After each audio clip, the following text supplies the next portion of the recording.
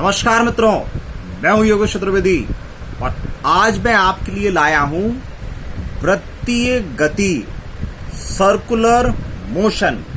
Friends, आज के इस वीडियो में क्या खास है, क्या इम्पोर्टेंट है, तो आज हम बात करने वाले हैं वृत्तीय गति और इस वृत्तीय गति को समझने पर या वृत्तीय गति में जब हम आगे बढ़ेंगे तो हमको किन किन चीजों की आवश्यकता होगी, वो सारी परिभाषाएं आज के इस वीडियो में हम समझेंगे। फ्रेंड्स, शुरू करते हैं आज का हमारा वीडियो। तो जैसा कि नाम है इसका, वृत्तीय गति। वृत्तीय मतलब एक वृत्त, एक सर्किल, जैसा कि यहां आपको इस फिगर में दिखाई दे रहा है। ये हमने ओ सेंटर लिया है और इसकी रेडियस ली है आर और एक बना लिया सर्किल। तो अब अगर कोई वस्तु ऐसी है जो इसकी परिधि पर यहां चक्कर लगा रही है, इस प्रकार परिधि पर घूम रही है, तो उसकी जो गति होगी वो कौन सी गति कहलाएगी? वृत्तीय गति, सर्कुलर मोशन। अर्थात फ्रेंड्स, वृत्तीय गति में क्या होता है, वस्तु किसी एक निश्चित बिंदु या जिसको हम अक्ष भी कह सकते हैं के चारों ओर एक निश्चित दूरी पर गति करती रहती है। तो डेफिनेशन देखिए किस प्रकार बनाई इसकी। जब कोई वस्तु एक वृत्ताकार मार्ग में गति करती है तो उसकी गति वृत्तीय गति कहलाती है। जैसे नाभिक के चारों ओर इलेक्ट्रॉन्स की गति या पृथ्वी की सूर्य के चारों ओर गति, और भी कई सारी एग्जाम्पल्स के माध्यम से आप इस वृत्तीय गति को समझ सकते हैं। लेकिन वृत्तीय गति का मतलब एक वृत्ताकार मार्ग में गति है, और इस वृत्ताकार मार्ग में गति यदि कोई वस्तु कर रही है तो आप देखेंगे उस मार्ग का एक सेंटर होगा जिसको हम अक्ष भी कह सकते हैं। अब इस वृत्तीय गति को समझने के बाद इसमें एक और नई चीज हमको सीखनी पड़ेगी। वो क्या? हम ये तो समझ गए कि कोई वस्तु इस वृत्ताकार मार्ग में गति कर रही है। यदि वस्तु गति करेगी तो उसका वेग क्या होगा? उसका वेग इस पूरे मार्ग में एक समान हो सकता है या नहीं हो सकता है। उसकी स्पीड क्या एक समान हो सकती है? क्या वो एक नियत चाल से गति कर सकती है? क्या वो एक समान वेग से गति कर सकती है? ये दो चीजें हमको और समझनी पड़ेंगी। तो फ्रेंड्स, आप जानते हैं चाल और वेग में जो अंतर है, वो सबसे बड़ा अंतर क्या है कि चाल एक अदिश राशि है, उसमें डायरेक्शन की आवश्यकता नहीं है, जबकि वेग एक सदिश राशि है। अर्थात यदि कोई वस्तु इस मार्ग में यदि चक्कर लगा रही है और उसकी डायरेक्शन हम ये मान लें, ये इस डायरेक्शन से इस डायरेक्शन में इस प्रकार उसको घूमना है, तो जब वो ए पॉइंट पर पहुंचेगी तो उसकी डायरेक्शन ये डायरेक्शन V1 वाली होगी, और जब वो बी पॉइंट पर पहुंचेगी तो डायरेक्शन ये V2 वाली होगी, ये स्पर्श रेखा की दिशा में। तो आप देख रहे हो ए से बी पॉइंट पर जाने पर डायरेक्शन बदल चुकी है। तो इसका मतलब जो भी राशियां डायरेक्शन पर डिपेंड कर रही हैं वो जैसे ही ए से बी तक पहुंची बदल गई। तो क्या वेग समान हो सकता है? जी नहीं, क्योंकि वेग एक सदिश राशि है। ए पॉइंट पर दिशा अलग होगी और बी पर अलग। तो वृत्तीय गति वस्तु किसी भी प्रकार से कर ले, लेकिन वेग को समान नहीं रखा जा सकता है। तो क्या चाल समान हो सकती है? जी हाँ फ्रेंड्स, यदि वस्तु क्षैतिज वृत्ताकार मतलब एक समतल में इस प्रकार एक वृत्ताकार मार्ग बनाया, क्षैतिज, जमीन पर, पृथ्वी पर किसी एक पॉइंट को केंद्र मानकर हम इसको ऐसे कागज के तल में घुमा रहे हैं, ये क्षैतिज हुआ। ऊर्ध्वाधर मतलब लंबवत होता है। तो यदि कोई वस्तु इस प्रकार क्षैतिज में गति कर रही है तो वृत्ताकार गति में भी उसकी चाल को हम एक समान रख सकते हैं। यदि डिसाइड कर लिया कि हमको 40 kilometre per hour 40 kilometre per hour की रफ्तार से चक्कर लगाना है तो आप इसमें ऐसा बिल्कुल कर सकते हैं कि किसी भी पॉइंट पर चेक कर लिया जाए, स्पीड आपकी 40 ही आएगी। तो यदि इस पूरे मार्ग के प्रत्येक बिंदु पर स्पीड उसकी 40 है तो वो तो आपकी यूनिफॉर्म स्पीड हो गई, एक समान चाल हो गई। तो हाँ, ये संभव है कि वृत्ताकार मार्ग में हम चाल को एक समान कर सकते हैं, एक नियत चाल से हम चक्कर लगा सकते हैं। तो यदि कोई वस्तु वृत्ताकार मार्ग में एक नियत चाल से चक्कर लगा रही है तो फिर उसकी गति कहलाती है एक समान वृत्तीय गति, यूनिफॉर्म सर्कुलर मोशन।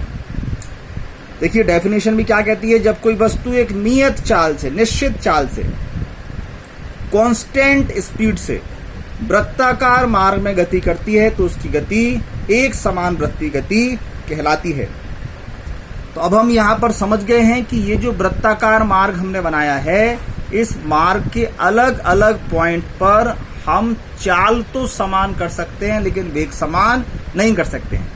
तो अब अगर हम वेग समान नहीं कर पा रहे हैं तो हम ये कह सकते हैं कि वृत्तीय गति में ऐसा कभी भी संभव नहीं हो सकता कि वस्तु एक समान वेग से गति करे, लेकिन हम चाल नियत रख सकते हैं। तो हम ये कह सकते हैं कि वृत्तीय गति में ये पॉसिबिलिटी है कि वस्तु एक समान वृत्तीय गति या एक नियत चाल से वृत्तीय गति कर सकती है। अब यहाँ पर हमने ये जो वेक्टर r1 वेक्टर r2 दिखाया, ये क्या है? ये वस्तु की a पॉइंट पर पोजीशन वेक्टर है, ये b पर पोजीशन वेक्टर है। चूंकि है तो ये रेडियस, त्रिज्या, तो इसकी संख्यात्मक वैल्यू तो r है, लेकिन आप जानते हैं जब हम सदिश लेंगे तो डायरेक्शन यहाँ और यहाँ अलग अलग है, इसलिए वेक्टर r1 वेक्टर r2 का हमने मैग्नीट्यूड निकाला तो वो r आया।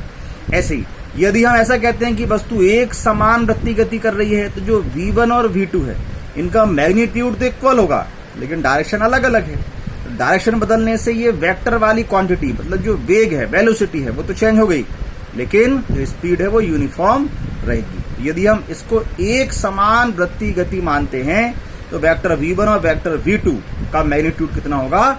v। अब इस वृत्तीय गति में, जैसे जब हम रैखिक गति में काम करते हैं तो हमको विस्थापन, वेग, त्वरण, इनकी आवश्यकता पड़ती है गति को समझने के लिए। ऐसे ही जब हम वृत्तीय गति में काम करते हैं तो हमको किन किन टर्म की आवश्यकता होती है वो भी आज हम समझेंगे, जिसमें पहली हमको आवश्यकता पड़ेगी कोणीय विस्थापन की।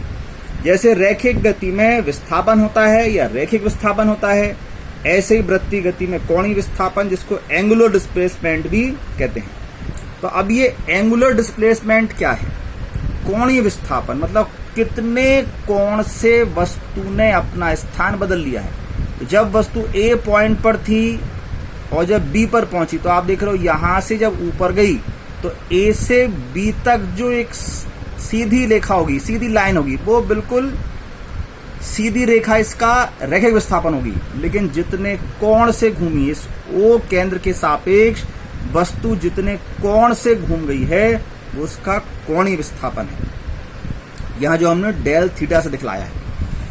तो वृत्तीय गति में कण द्वारा तय किया गया कोण कोणीय विस्थापन कहलाता है, जिसको हम थीटा से प्रदर्शित करते हैं। अब ये एक सदिश राशि है।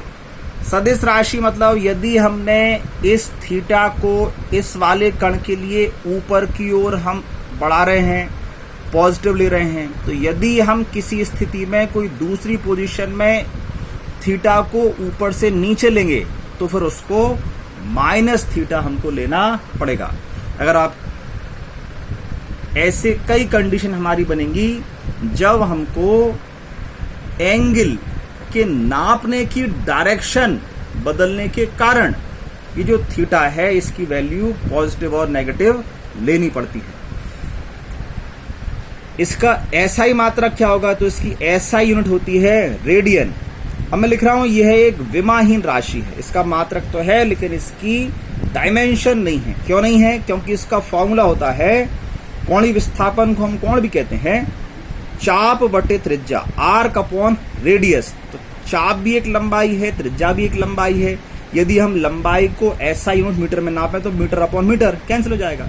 तो चूंकि फॉर्मूले से हम देख पा रहे हैं कि ये समान राशियों का अनुपात है, इसलिए ये एक विमाहीन राशि है।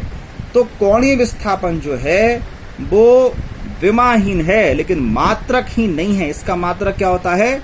रेडियन। अगली क्वांटिटी जो हमको समझनी पड़ेगी वृत्तीय गति में वो है कोणीय वेग, एंगुलर वेलोसिटी। जैसे विस्थापन फिर वेग रैखिक गति में, तो कोणीय विस्थापन और फिर कोणीय वेग अगली टर्म आ गई। तो वृत्तीय गति में समय के साथ कोणीय विस्थापन में परिवर्तन की दर को कोणीय वेग कहते हैं। परिभाषा तो बिल्कुल वैसी ही है जैसी रैखिक गति में थी।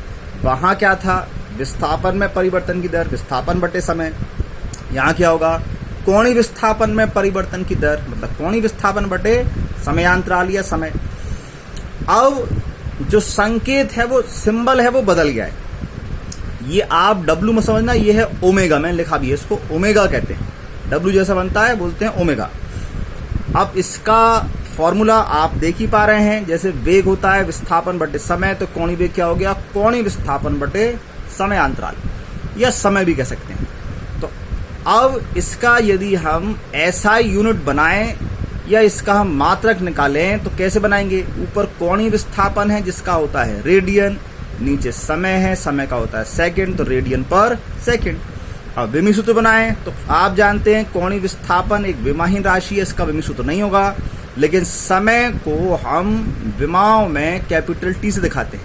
तो समय के लिए लिखेंगे विमीय सूत्र में T, ऊपर जाएगा तो -1 हो जाएगा, तो m0 L0 T-1। अब यहां पर यदि कोई वस्तु है वो डेल टी समय में डेल थीटा कोणीय विस्थापन तय कर लेती है, तो फिर आप उसका औसत कोणीय वेग निकाल लें या कोणीय वेग निकालें, वो होगा del theta upon del t. तो आपको यहां से औसत कोणीय वेग या एवरेज एंगुलर वेलोसिटी का भी फॉर्मूला मिल जाता है। यदि हमको ऐसा दिया गया है कि किसी वस्तु ने यहां T1 से लेकर T2 तक, θ1 से लेकर θ2 तक अपना कोणीय विस्थापन तय किया है, तो फिर आप वहां से डेल थीटा और डेल टी की वैल्यू फाइंड करके उसकी जो एवरेज एंगुलर वेलोसिटी है वो फाइंड कर सकते हैं। अब इसी में एक और कंडीशन है, यदि जो समय अंतराल है बहुत अल्प ले लिए जाए, बहुत कम है, तो फिर तात्क्षणिक हो गया। जैसे यदि किसी वस्तु ने 10 मिनट तक सफर तय किया, वो अलग चीज है, और 10 मिनट की वैल्यू यदि आपकी 10 सेकंड हो, 10 सेकंड से कम लीजिए मात्र 1 सेकंड हो, तो ये जब समय अंतराल कम हो जाएगा तो आप इस समय अंतराल को यदि बिल्कुल 0 तक ले आएं, तो इसका मतलब आपने जो डिफरेंस लिया है यदि वो बहुत कम है, तो फिर आप उसी क्षण की बात कर रहे हैं जो आपका वर्तमान में है, या किसी एक निश्चित क्षण की आप बात कर रहे हैं। जैसे 3 घंटे और तीसरे घंटे में अंतर है, समझना। 10 सेकंड और 10वें सेकंड में अंतर है। 10 सेकंड का मतलब पूरा एवरेज टाइम हो गया 10 सेकंड, टोटल 10 सेकंड, और 10वें सेकंड का मतलब एग्जैक्ट 10 सेकंड की बात है। हाँ, तो 10वां सेकंड जो है वो एक 10वें सेकंड की बात कर रहा हूं मैं, जो 10वां सेकंड है वो एग्जैक्ट किसी एक निश्चित समय की बात है, और टोटल जो 10 सेकंड है वो एक एवरेज टाइम है कि इस 10 सेकंड में। तो यदि समय अंतराल हमारा बहुत कम है तो फिर आप किसकी बात करेंगे? केवल उस किसी विशेष क्षण की। तो उस विशेष क्षण को हम बोलेंगे तात्कालिक क्षण। तो इसलिए यदि हमारा समय अंतराल बहुत कम है तो इस वेग को हम तात्कालिक कोणीय वेग कहते हैं। और फिर इसका जो फॉर्मूला है वो हमारा बन जाएगा ओमेगा की value D theta upon D T, मतलब हम डिफरेंशिएशन के द्वारा याद कर लेते हैं। तो आप एवरेज वैल्यू और इंस्टेंटेनियस वैल्यू में डिफरेंस समझ में आया? एवरेज का मतलब आपको एक टाइम दिया गया है, उस टाइम की एवरेज वैल्यू चल रही है, और इंस्टेंटेनियस मतलब उस किसी निश्चित इंस्टेंट पर किसी निश्चित क्षण की बात चल रही है। जैसे मैं रैखिक गति का आपको उदाहरण दूं, मान लीजिए आप अपनी बाइक से कहीं जा रहे हैं, तो आपने जिस क्षण अपनी बाइक के स्पीडोमीटर पर नजर दी, उसमें पता चला कि कांटा आपका 60 डिग्री पर है, जो पॉइंटर है वो कह रहा है 60।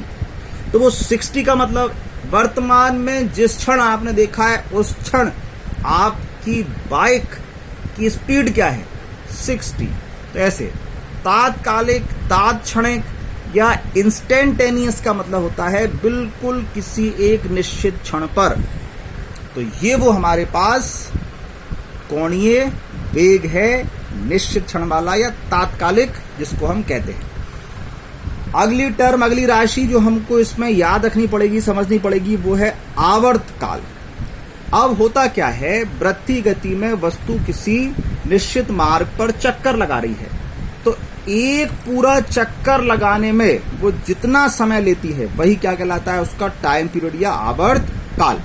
वृत्तीय गति में कण द्वारा एक पूर्ण चक्कर लगाने में लगा समय उसका आवर्तकाल कहलाता है। इसे कैपिटल टी द्वारा प्रदर्शित किया जाता है। इसका मात्रक क्या है, सेकंड। जैसे इसको ऐसे समझिए, आप जानते हैं जो घड़ी की सुई है, तो घड़ी की सुई एक सेकंड वाली सुई है। तो सेकंड वाली सुई जब चलती है तो वो एक एक एक एक ऐसे सेकंड सकती है, लेकिन एक पूरा चक्कर तय करने में कितना समय लेती है। तो आप जानते हैं जैसे ही पूरा एक चक्कर घूम जाती है तो 1 मिनट अर्थात 60 सेकंड हो जाते हैं। तो जो सेकंड वाली सुई है उसका टाइम पीरियड क्या है, 60 सेकंड या 1 मिनट। ऐसे मिनट वाली सुई है, तो मिनट वाली सुई चलेगी तो 1 मिनट, फिर 1 मिनट, फिर 1 मिनट ऐसा खिसकेगी, लेकिन एक पूरा चक्कर लगाने में कितने समय लेगी, तो वो लेती है 60 मिनट। तो उसका आवर्तकाल कितना है, उसका टाइम पीरियड कितना है, 60 मिनट। तो ऐसे ये बात हो रही है पूरे एक राउंड की, कि एक पूरा चक्कर तय करने में लगा समय क्या कहलाएगा, आवर्तकाल या टाइम पीरियड। तो इसमें ऐसा भी हो सकता है कि मान लीजिए हमको ऐसा दे दिया जाए, कोई वस्तु 5 चक्कर लगाने में 30 मिनट का समय लेती है। समझना अब आप, 5 चक्कर लगाए कितने में, 30 मिनट में। अब आपसे कह रहे हैं बताइए उसका टाइम पीरियड कितना है। अब आप कहेंगे सर इसमें एक चक्कर की तो बात ही नहीं हुई। जी हाँ, तो अब यहाँ आपको कैलकुलेट करना पड़ेगा। यदि 5 चक्कर लगाने में लगा समय 30 मिनट है, तो एक चक्कर लगाने में लगा समय, बताओ मैथ की कैलकुलेशन क्या कहती है, 5 से डिवाइड कर दो आप, 30/5, 5 6 या 30, 6 मिनट। ये जो 6 मिनट है ये क्या हो गया, एक चक्कर लगाने में लगा समय, जिसको हम क्या बोलेंगे, आवर्तकाल। तो ऐसे हम कैलकुलेट कर सकते हैं आवर्तकाल, जिसको दिखाते हैं कैपिटल टी से, ऐसा यूनिट सेकंड। अगली टर्म जो आती है वो है आवृत्ति, फ्रीक्वेंसी। देखिए आवृत्ति और आवर्तकाल को आप बड़े गंभीरता से समझना। आवर्तकाल क्या था, एक चक्कर लगाने में लगा समय, और आवृत्ति क्या होती है, एक सेकंड में लगाए गए चक्करों की संख्या। तो आवृत्ति एक संख्या है, एक नंबर है, ठीक है। आवर्तकाल क्या है, समय है। अब आवर्तकाल कौन सा समय है, एक पूरा चक्कर लगाने में। और आवृत्ति क्या है, आवृत्ति मतलब कोई वस्तु यदि वृत्ताकार मार्ग में घूम रही है, तो आप ये बताओ कि वो 1 सेकंड में कितने बार घूम जाती है। तो 1 सेकंड में लगाए गए चक्करों की संख्या को क्या बोलते हैं, आवृत्ति। जैसे अगर कहीं दे दिया जाए कि कोई वस्तु है जो 5 सेकंड में 5 चक्कर लगाती है, या सेकंड कम समय हो गया, ऐसे मान लें हम 5 मिनट में, मान लीजिए 5 मिनट में कितने चक्कर लगाती है, 5 चक्कर लगाती है। तो अब आपसे पूछा जाए कि बताइए इसकी आवृत्ति क्या है, तो अब आप कहेंगे सर सेकंड का तो कहीं दिया ही नहीं, कोई जिक्र नहीं किया। तो हाँ, तो अब आप क्या करिए, ये 5 सेकंड में चक्कर कितने हैं, 5 मिनट कहा मैंने, 5 मिनट में कितने चक्कर हैं, 5। तो 1 मिनट में कितने चक्कर होंगे, 1 चक्कर होगा, ठीक है। तो 1 मिनट में 1 चक्कर, लेकिन यहां आवृत्ति क्या है, 1 सेकंड में। तो यदि 1 मिनट को हम 60 सेकंड में कन्वर्ट कर लें तो 60 सेकंड में या 1 मिनट में अभी यहां पर वो 1 चक्कर लगा रही है। तो 60 सेकंड में यदि 1 चक्कर है तो 1 सेकंड में 1/60। ये जो कैलकुलेशन आई है कि 1 सेकंड में चक्करों की संख्या, तो वो आई है 1/60। तो ये जो 1/60 है यही क्या हो जाएगा, हमारी फ्रीक्वेंसी। तो क्या समझ में आया?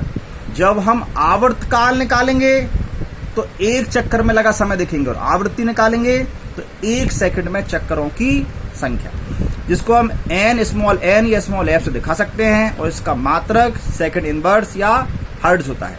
सेकंड इनवर्स क्यों है, जो भी मैं आपको समझा रहा था वही रिलेशन मैं यहां आपको निकाल के बता रहा हूं। यदि वृत्तीय गति कर रहे किसी कण का आवर्तकाल कैपिटल T सेकंड है और उसकी आवृत्ति n है, तो देखिए आवर्तकाल मतलब 1 चक्कर लगाने में लगा समय। तो अगर आवर्तकाल T है तो T सेकंड में कितने चक्कर लगा रही है, 1। तो 1 सेकंड में कितने लगाएगी, T का भाग लगा दो, 1/T। तो 1 सेकंड में लगाए गए चक्करों की संख्या को ही हम क्या कहते हैं, आवृत्ति। तो आवृत्ति n की वैल्यू हो गई 1/T। अब जो ऊपर मैंने आपसे कहा था कि 5 मिनट में 5 चक्कर, तो 1 मिनट में 1 चक्कर, एक मतलब 60 सेकंड। तो 60 सेकंड में कितने लगे, 1 चक्कर। तो 1 चक्कर लगाने में लगा समय कितना हुआ, 60 सेकंड। तो आवर्तकाल क्या हुआ, 60 सेकंड। तो आवृत्ति क्या हुई, 1/60। तो 1/T मतलब T का इनवर्स, सेकंड का इनवर्स, इसलिए हमने इसका मात्रक लिया है सेकंड इनवर्स। तो अब आप यहां पर एक चीज और समझ लीजिए, क्या है कि इसी ओमेगा जो कोणीय वेग है, इसी को हम कोणीय आवृत्ति भी कहते हैं। अब क्यों कहते हैं वो मैं आपको यहां बताने वाला हूं। यदि कण का आवर्तकाल T सेकंड है तो कण T सेकंड समय में 2 पाई रेडियन, एक पूरा चक्कर में 2 पाई रेडियन का कोण होता है, तो 2 पाई रेडियन कोण तय करेगा। तो जब हम कोणीय वेग निकालेंगे तो फॉर्मूला होता है कोणीय विस्थापन बटे समय। कोणीय विस्थापन एक चक्कर कितना हुआ, 2 पाई, समय कितना है आवर्तकाल T, और ये 1/T जो है ये क्या कहलाता है, n। तो ओमेगा की वैल्यू क्या हो गई, 2 पाई n। अब ये ओमेगा की वैल्यू n के फॉर्म में आ गई है, तो n आवृत्ति, ओमेगा क्या कहलाई, कोणीय आवृत्ति। इसलिए हम ओमेगा को कोणीय आवृत्ति भी कहते हैं। ये टर्म हमको याद रखनी पड़ेंगी सारी, क्योंकि इन्हीं क्वांटिटीज का, इन्हीं राशियों का वृत्तीय गति में बहुत बार हमको प्रयोग करना पड़ेगा। तो आवृत्ति, आवर्तकाल, कोणीय वेग, कोणीय विस्थापन, और अगली एक टर्म आने वाली है कोणीय त्वरण। तो जैसा कोणीय वेग वैसे ही कोणीय त्वरण, लेकिन उसको समझेंगे हम अपने नेक्स्ट वीडियो में। तब तक आप इसके नोट्स तैयार कर लीजिए और इनके न्यूमेरिकल करके देखिए। फिर मिलेंगे।